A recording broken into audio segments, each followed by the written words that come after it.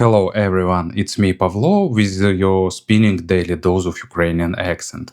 Usually at this moment I'm showing you gadget we are going to talk about, but this time I will skip this part because our subject today is FiiO's new turntable TT11 and it's a bit too big to fit here with me. So if you're interested in looks, just wait for the next part of the video.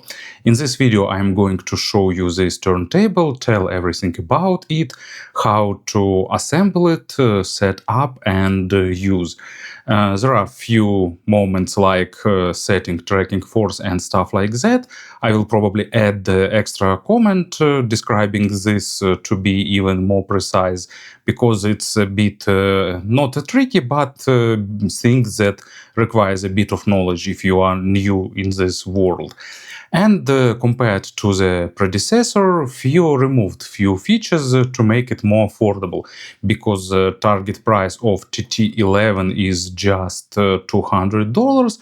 But at the same time, they've added some interesting stuff that makes TT11 even a better purchase, especially if you're going to go into this hobby, because TT11 works even better as an entry-level turntable, because it supports better customization and offers more upgrade options.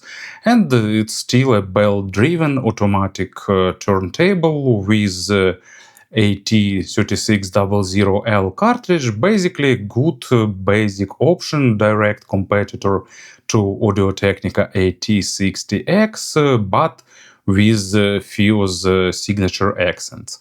Let's have a closer look and find out everything. I will skip unboxing part because it's just regular cardboard with protective inserts, and inside you'll get a few parts of your future turntables that you have to put together.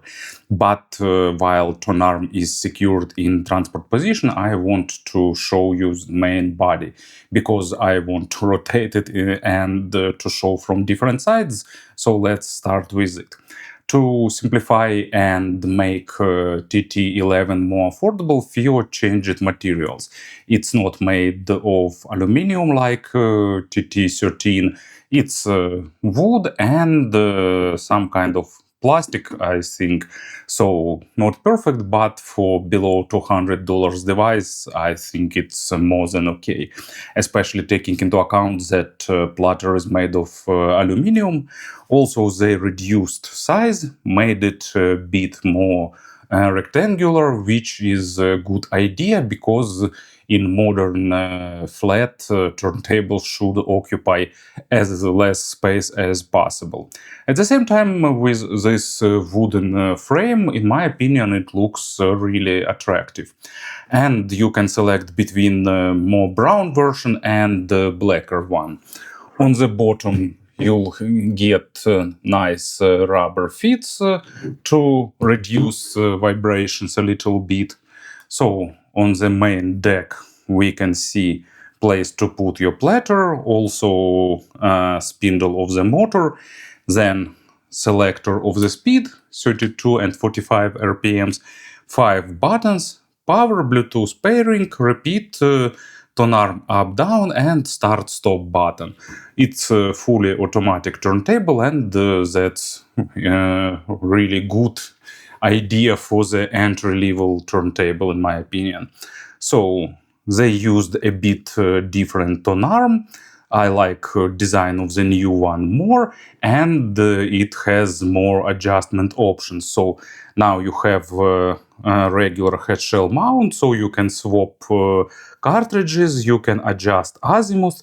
I suppose it comes pre-adjusted from the factory. Also, you get adjustable counterweight and anti-skating adjustment too. So you'll get much more upgrade options compared to TT13. And let's take a look at the rear panel. Another great addition is that you can enable and disable built-in phono stage. So if you don't know, records on the vinyl are made with really low level, and cartridge produce really low electric level, and also special equalizer curve is applied. So phono is the thing that boosts this voltage and applies reverse equalization. So you can use built-in if you want to go with a minimal setup, or you can toggle it to line out mode, and you can use external phono stage, and in many cases it improves sound pretty noticeably. TT13 has non-disabling phono stage, and it's a bit of drawback. Then we have line out and ground, and we have disc size selector between 7-inch and 12-inch, and that's probably the biggest drawback in my opinion, because I'd really like to have it somewhere close to the front panel, not like I'm listening to 7-inch vinyls often, but taking into account that times to time you'd like to listen it, it would be nice to have it somewhere close. Then we have USB for firmware update, maybe we'll get some in the future, and the power in. I really like that they have a built-in power supply unit, but they removed ability to provide external 12-volt supply, like it was in the TT13. So, in general, speaking about the changes with TT13, we've lost some good features like extended power supply and remote control, but at the same time, we've got much more useful in terms of setup upgrading, things like ability to disable phono stage, and nice adjustable tone arm with adjustable counterweight and anti-skating. Here is main plate made of aluminum, not super heavy, but feels durable enough. It's really easy to install. They've added special paper strip here to pull the driving belt out. You need just to pull it, adjust, and let it slide on this spindle, and then of course remove this paper, and that's all. And then just add this slip mat made of some kind of felt probably. So pretty easy and fast operation. Now we are ready for the most complex task to set this turntable up. It's to put counterweight at place and adjust it.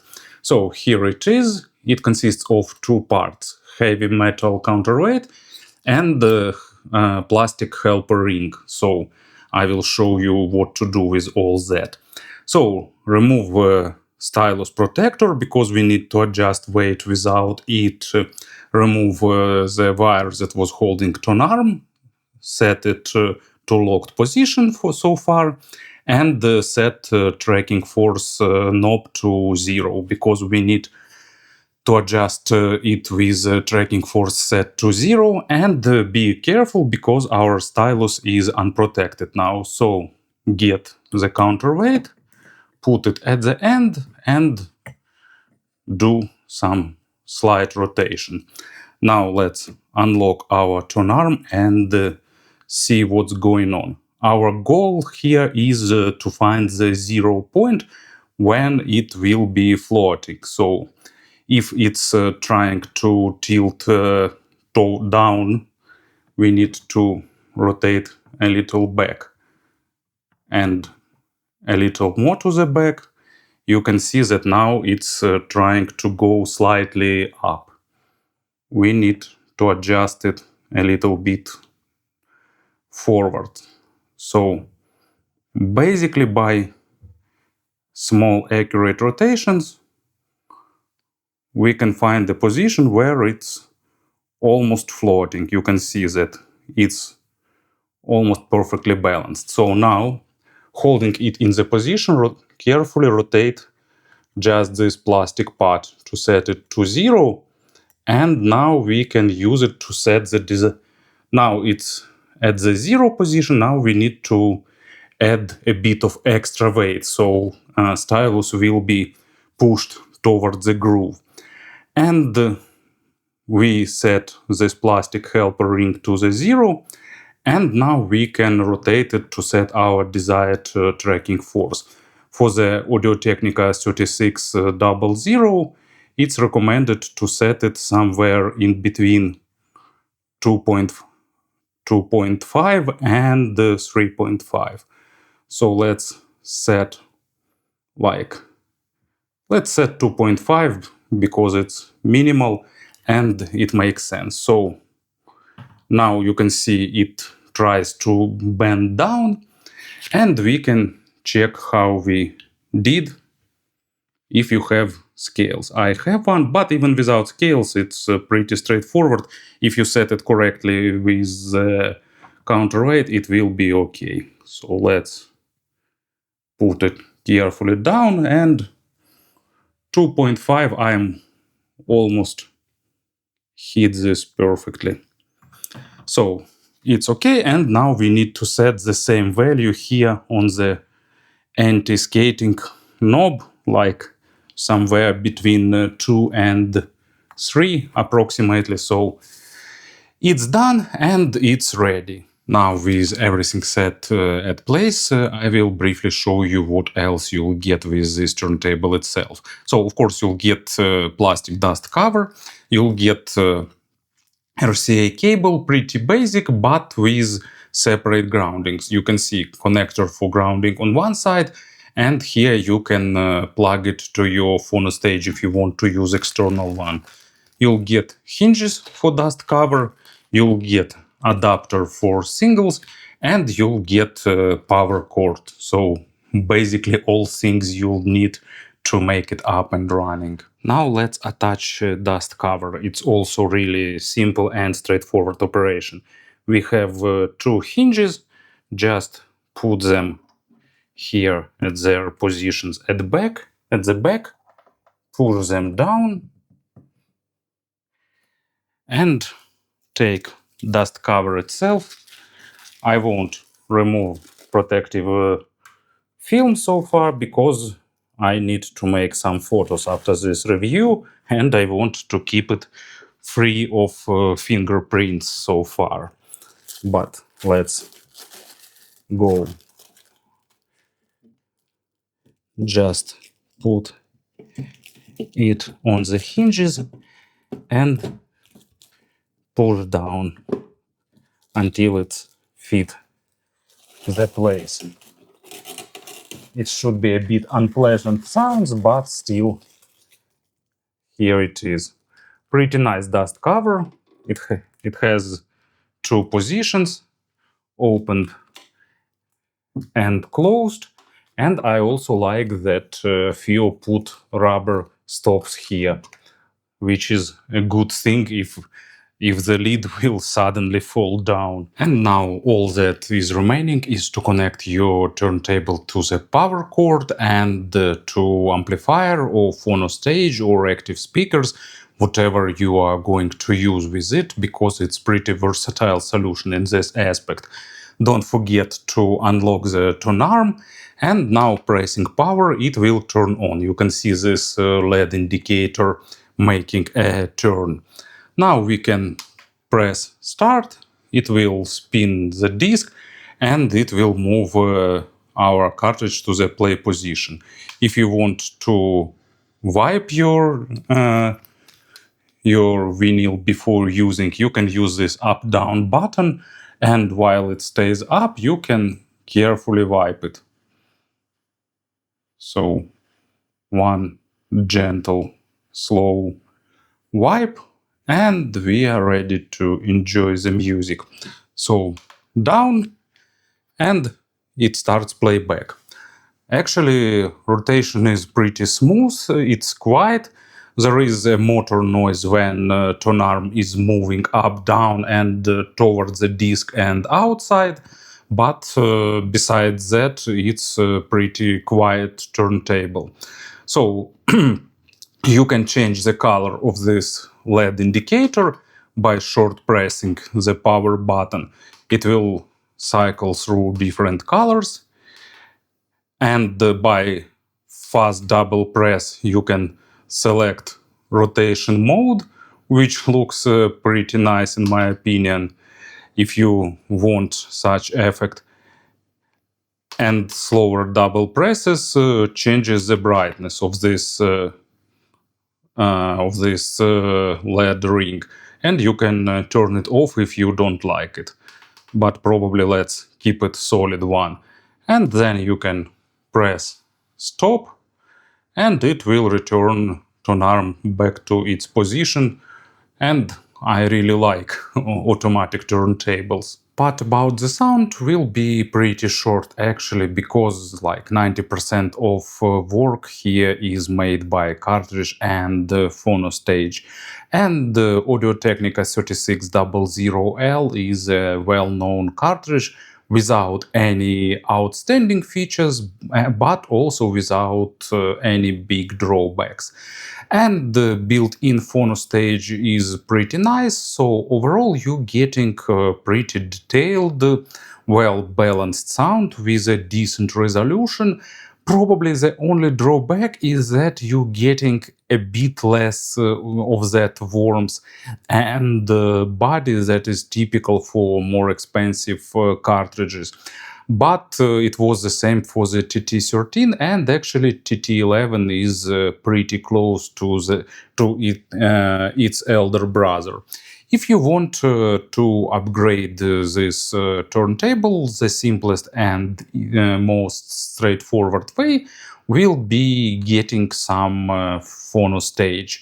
For example, FiiO Audio X5, which offers superb price to quality ratio, works really well with TT11, giving you more body and more weight and a bit more analog signature.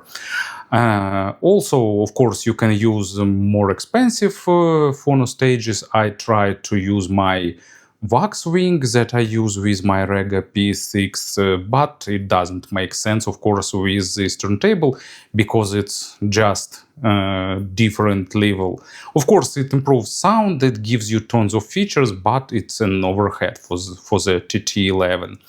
And another way of upgrading, of course, you can get some other cartridges and styluses. You can experiment with that because now you're getting the adjustment, and it's also pretty exciting things. Of course, there is not much sense in going into expensive cartridges. Some of them costs like dozen of these turntables and some even more. So here we also need to remember about the balance of the components level.